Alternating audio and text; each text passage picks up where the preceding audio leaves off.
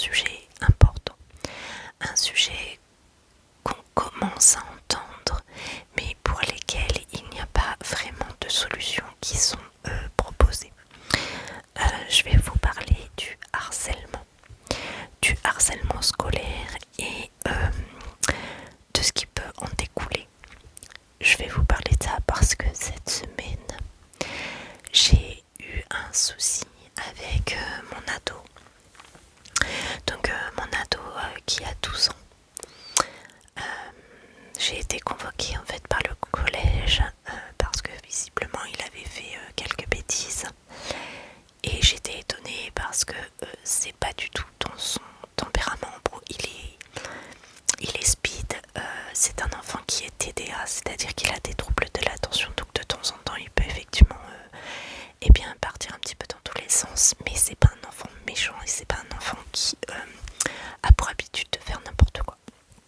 Et puis là, j'étais étonnée parce que j'étais convoquée puisqu'il y avait eu des mots dans le cahier. Et en arrivant, donc sa prof principale en fait me dit bon bah voilà, il y a eu ça. Et je lui dis bah qu'est-ce qui se passe en fait.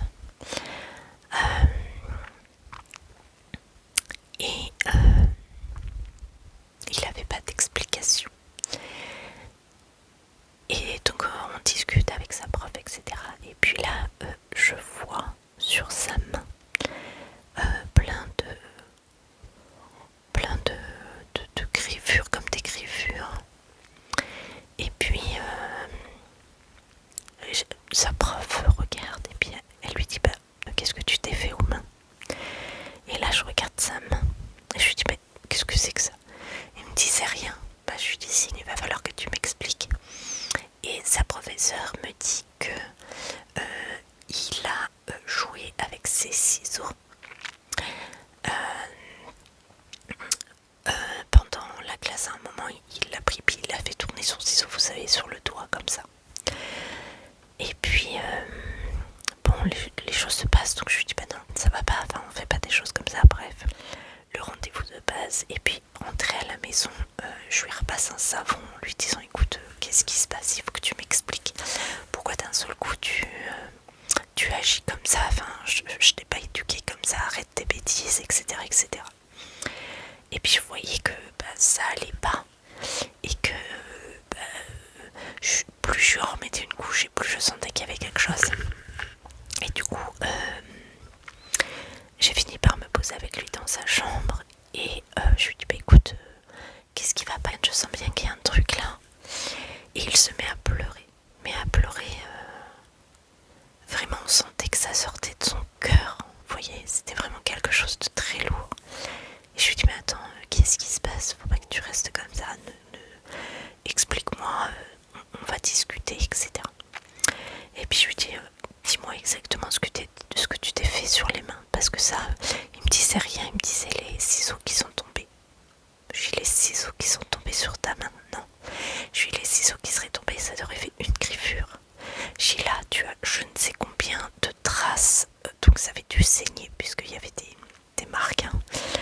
Et je lui dis c'est à moitié quadrillé en fait sur ta main. Et donc je me suis aperçue que mon fils s'était scarifié avec les ciseaux. Et quand j'ai pris conscience de ça, je me suis dit il y a quelque chose derrière. Et donc il s'est mis à pleurer. Et je lui ai dit qu'est-ce qui se passe. Il m'a dit j'en ai marre du collège. Ok, très bien. Je lui ai dit j'en ai marre du collège, pourquoi. Je lui ai dit qu'est-ce qui se passe. Je lui ai dit faut qu'il y ait quelque chose de grave pour que tu en aies marre comme ça. Bon, déjà c'est pas facile pour lui parce qu'il est TDA et que effectivement les professeurs ne sont pas bien formés à ça. Donc même si il y a des choses qui sont mises en place pour lui, parce que j'avais fait beaucoup de démarches auprès de neuropsy, etc. pour le faire accompagner. Et quand bien même il y a des petites choses qui sont mises en place, ces enfants qui ont des difficultés ne sont pas pris correctement en charge par les professeurs. C'est un gros manquement en fait de formation, je pense, un gros manque de formation des professeurs. Bon, bref, ça c'est une autre histoire. Et donc je lui dis mais qu'est-ce qui se passe. Et il me dit j'en ai marre, j'aime pas les cours et puis en plus voilà, il y en a qui cassent les pieds. Il me l'a pas dit comme ça, mais je vais éviter les gros mots. Il y en a qui cassent les pieds au collège, etc. Je dis comment ça, qui te casse les pieds? Je lui dis qu'est-ce que c'est que cette histoire? Et en fait, il m'explique que dans son casier, il a retrouvé des chewing-gums, des crachats, des boîtes vides de gâteaux apéro, etc., etc. Et là, eh bien, j'avoue que je suis descendue de 3 étages parce que je n'ai rien vu du tout. Je n'ai rien vu du tout sur le reste du temps. C'est-à-dire que quand il rentrait le soir, à chaque fois, je lui demandais est-ce que ça va? Est-ce que ta journée s'est bien passée? Et c'était toujours oui, oui, ça va. Il n'y avait jamais de... Enfin, j'ai jamais vu de changement de comportement. J'ai jamais vu quoi que ce soit en fait qui aurait pu m'alerter. Donc, vous voyez les amis, je trouvais ça important ce soir de faire une alerte. Une alerte parce que on a beau connaître nos ados. Je suis désolée, j'ai les cheveux qui sont n'importe comment sur. On a beau connaître nos ados, on a beau leur poser des questions, leur demander comment ça va, qu'est-ce qui se passe, etc. Si l'ado a envie de vous cacher les choses, il vous les cache. Et ça, je trouve ça très grave. Moi, c'est parce que je l'ai poussé à bout, en fait, quand j'ai été discuter avec lui dans la chambre. Parce que je ne comprenais pas, en fait. J'arrivais pas, je sentais qu'il y avait un truc qui n'était pas clair, qui n'était pas net. Et donc, eh bien, vous voyez, je m'en veux parce que je me dis, il y a peut-être des choses qu'il m'a montrées et que j'ai pas su voir. Et je me dis, j'aurais dû peut-être, lors de l'entretien avec sa professeure, peut-être insister un peu plus et peut-être qu'il nous aurait dit sur le coup, en fait. Donc, je lance une grosse alerte sur tous ceux qui ont des ados parce que, vous voyez, le harcèlement ou les jeunes qui s'en prennent à d'autres jeunes, ça peut aller très loin. C'est-à-dire que moi là, bien sûr, je suis intervenue, j'ai été au collège tout de suite dès ce matin, etc. Pour déjà leur dire ok, c'est bien d'engueuler les gamins quand ils font des conneries, mais par contre derrière, il faut essayer de comprendre pourquoi, surtout qu'on ne sait pas du tout leur habitude. Et puis, eh bien, là, je vous fais part des harcèlements, etc. Il va falloir agir parce que, mis à part prendre le gamin dans le bureau et lui dire c'est pas bien, il faut que tu arrêtes, et ben c'est tout ce qui est fait et je trouve ça un petit peu trop léger, vous voyez. C'est un sujet grave, c'est-à-dire que je pense que si on ne met pas tout de suite des sanctions fortes, eh bien ça peut continuer. Donc moi j'ai été très claire, il faut que ça s'arrête maintenant. C'est-à-dire que je ne retrouverai plus mon fils avec des scarifications sur la main et je ne le retrouverai plus à pleurer comme ça. Ça c'est pas possible pour moi. Donc il faut que l'établissement puisse prendre ses responsabilités et punir à la hauteur de ce qui peut se passer. Il y a quand même beaucoup de campagnes contre le harcèlement, on en entend souvent. Donc je pars du principe qu'à partir du moment où les gens sont de plus en plus en courant, il faut que les professionnels soient formés et puissent agir en conséquence. Donc voilà, ça c'était ma petite parenthèse les amis, parce que je trouve ça très important et franchement être confronté à ça, eh bien c'est pas drôle du tout, surtout quand on s'y attend pas en fait. Voilà, donc voilà, c'était ma petite parenthèse. Donc maintenant on va faire quelque chose d'un peu plus léger. Je suis désolée, j'ai mes cheveux qui partent dans tous les sens, je sais pas comment les mettre, ils m'agacent. Donc on va parler de quelque chose de plus léger avec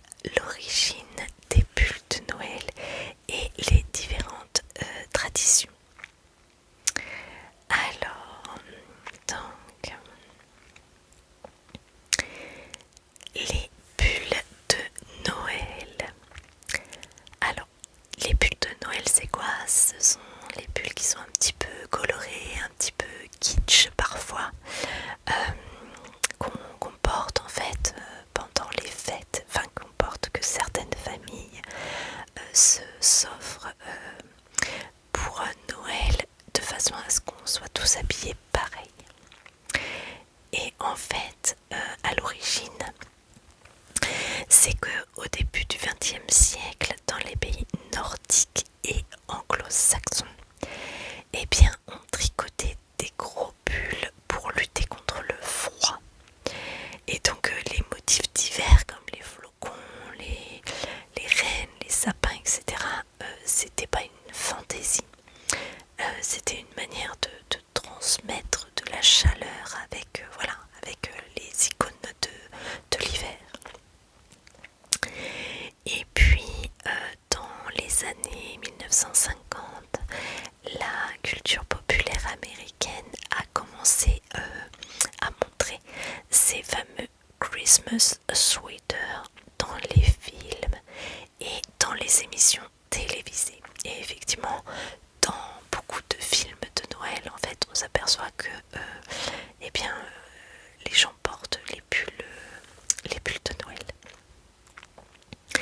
Alors, avant, c'était pas encore kitsch, c'était plutôt quelque chose de familial, de marrant, de drôle, de voilà, de tendre, de chaleureux.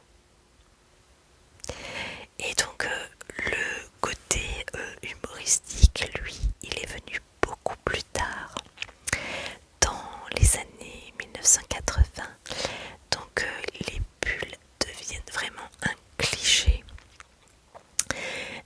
souvent porté par des personnages un peu maladroits dans les comédies de Noël. Et finalement, dans les années 2000, eh bien, le pull de Noël kitsch devient un phénomène culturel. Et eh bien, c'est aussi un symbole de bonne humeur partagée, parce que généralement, quand les familles commencent à enfiler leur pull, bien souvent, on se retrouve avec des photos qui sont assez sympas. Alors nous, on l'a pas fait, on l'a jamais fait avec les enfants. Mais cette année, les garçons m'avaient dit bah on aimerait bien avoir des pulls de Noël. Et donc j'ai regardé, mais voilà, comme j'avais dit sur la dernière vidéo, ma commande a été annulée. Elle n'a pas été envoyée. Et j'ai un mal de chien à retrouver des pulls de Noël. Donc j'ai commandé des pyjamas de Noël. Je pense que mes garçons vont me haïr, mais je trouve ça très drôle. Donc voilà. Ils voulaient qu'on partage une tradition. Eh bien, je leur partage une tradition. Voilà. Même si c'est pas un pull, ce sera des pyjamas, ça va être drôle aussi. Enfin, moi je trouve ça drôle. Donc voilà, dans les années 2000 en fait, eh bien voilà, c'est là que le pull de Noël devient un symbole de bonne humeur. Et eh bien aujourd'hui, on en fait même des fêtes entières qui se nomment les Ugly Christmas Sweater Parties. Mon accent anglais, on repassera, hein, mais bon. Donc voilà, le pull de Noël, c'est vraiment un clin d'œil, c'est un moment où en fait on accepte de ne pas se prendre au sérieux. Et en plus, bah, ça réchauffe, hein. Ça réchauffe, le pull de Noël, il réchauffe. Alors en France, Noël, eh bien c'est rempli de douceur et de symboles. Donc là, je vais donner les symboles de différents pays, notamment là la France, pour Noël.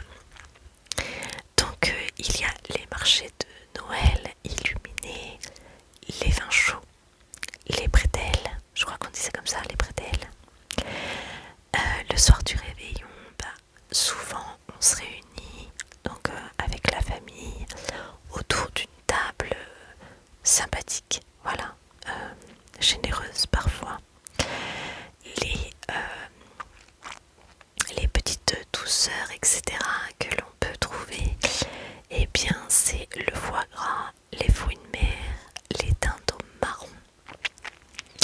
Et bien sûr, en dessert, la bûche de Noël. Et ça, c'est vraiment une tradition, la bûche de Noël. C'est un héritage des anciennes traditions où, en fait, on brûlait une réelle bûche de bois pour se réchauffer réchauffer, tout simplement. Et en fait, elle avait aussi un symbole de protection.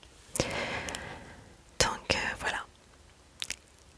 Et bien sûr, en France, eh bien, la tradition, c'est que les enfants déposent leurs souliers au pied du sapin et ils attendent donc le passage du Père Noël pour avoir les cadeaux le lendemain matin. Donc le Père Noël, lui, il est souvent accompagné de ses reines.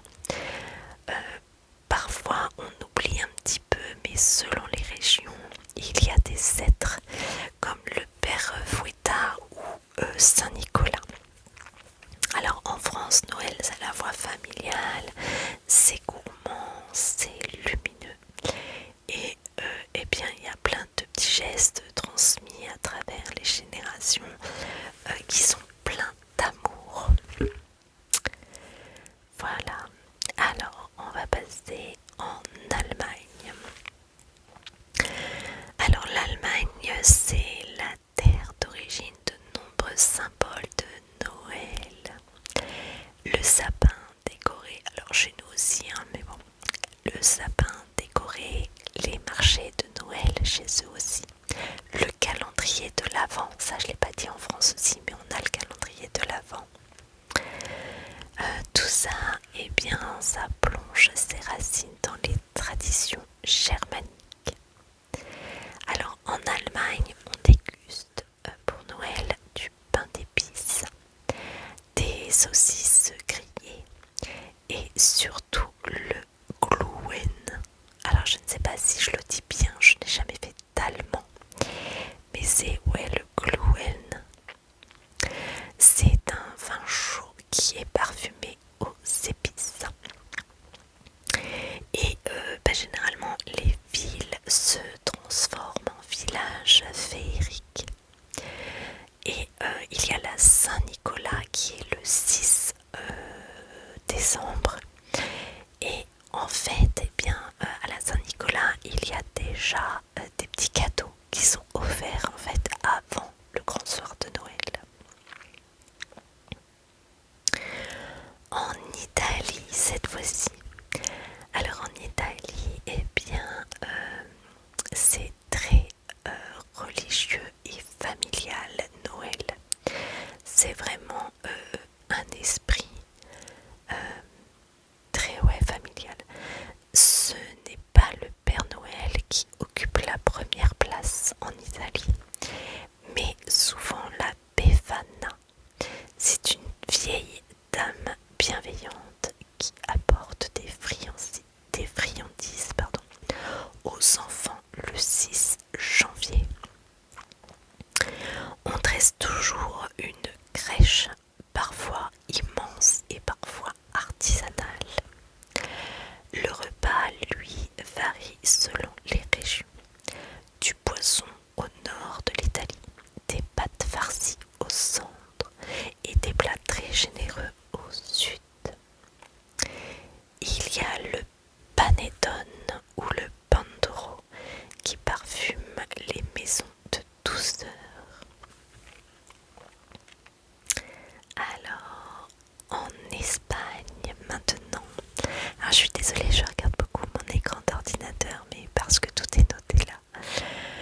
Alors, en Espagne, la période la plus attendue, ce n'est pas le 25 décembre comme chez nous, mais le 6 janvier. C'est le jour des rois mages. Ce sont eux, traditionnellement, qui apportent les cadeaux. Les rues s'emplissent de défilés et de chants. Et on partage le roscone de Ries. Je crois qu'on dit comme ça, je ne sais pas. C'est une brioche parfumée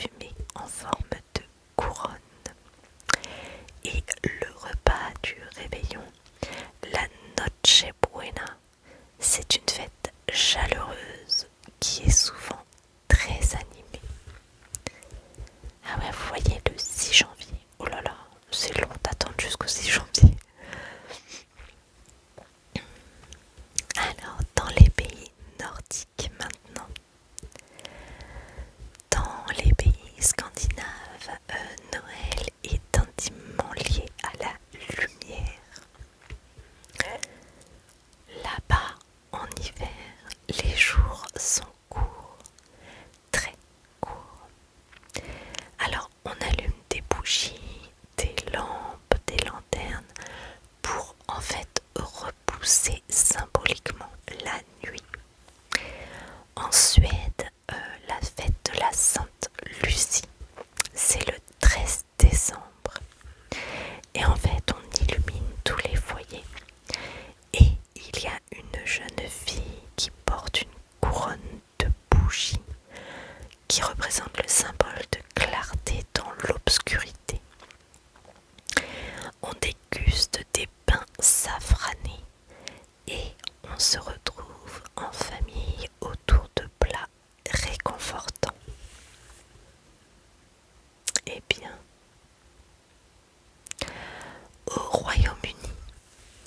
Alors, le Royaume-Uni, c'est l'un des plus grands créateurs des traditions modernes.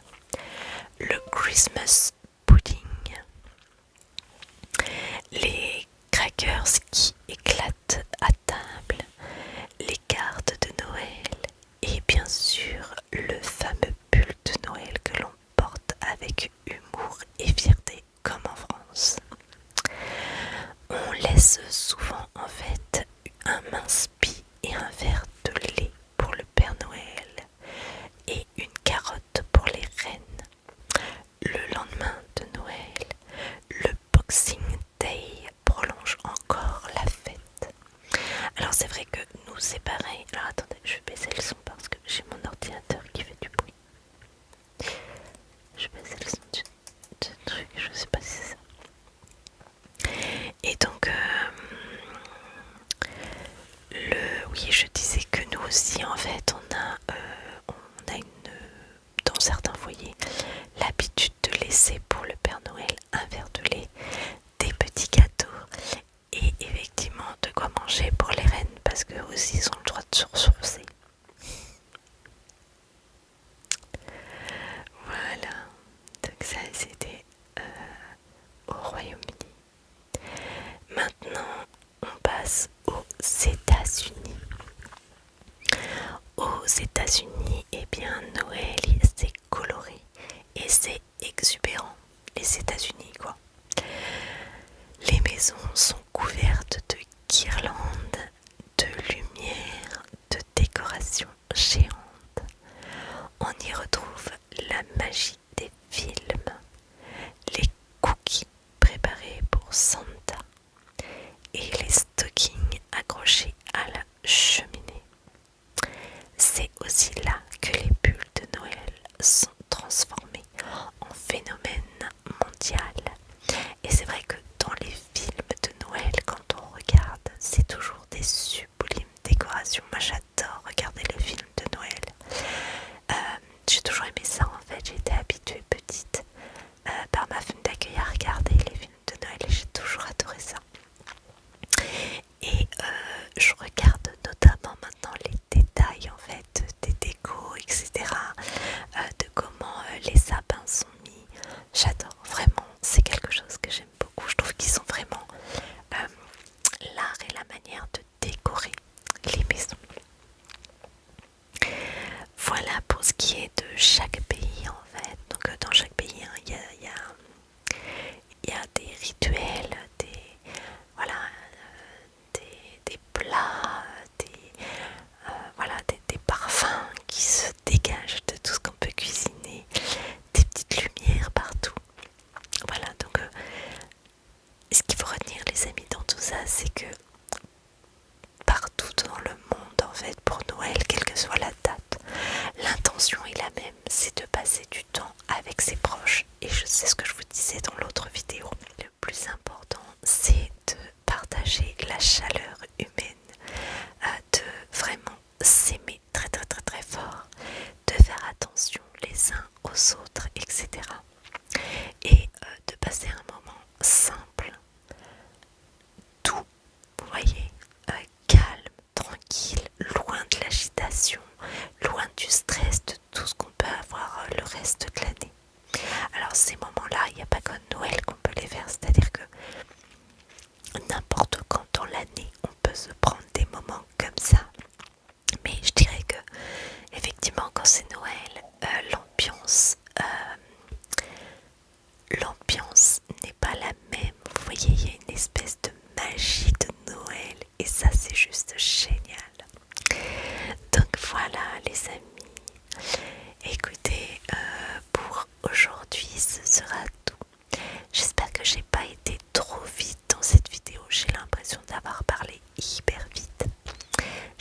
ça vous plaira. La petite parenthèse sur le harcèlement, vraiment, je tiens vraiment à dire à tous les parents d'adolescents qu'effectivement il faut être hyper attentif parce que vous voyez, ça peut arriver n'importe quand, n'importe quel âge, et je trouve ça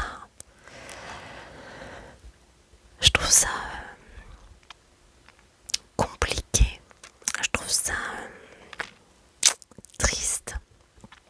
Vous voyez que certains enfants soient dans cet esprit-là, vous voyez, d'embêter, de harceler. Faut vraiment qu'il y ait un gros travail de fait par les parents déjà, et puis par tout le personnel enseignant et tout le personnel de surveillant, en fait, parce que quand un enfant le subit, eh bien je vous dis, ça peut donner quelque chose de grave. Moi je pense que là on s'en est aperçu au bon moment, je dirais. Enfin même trop tard, parce que si ce scarifie les mains, mon gars, c'est que voilà, c'est que psychologiquement il y a quelque chose qui l'a atteint. Donc on va travailler bien sûr là-dessus.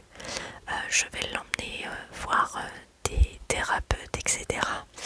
Et on va travailler dessus. Mais vraiment, soyez vigilants. Je tiens vraiment à faire passer ce message. Soyons vigilants avec nos ados. Et il faut le rabâcher, et le rabâcher, et le rabâcher. Et surtout, alerter, en fait, le collège, alerter le personnel,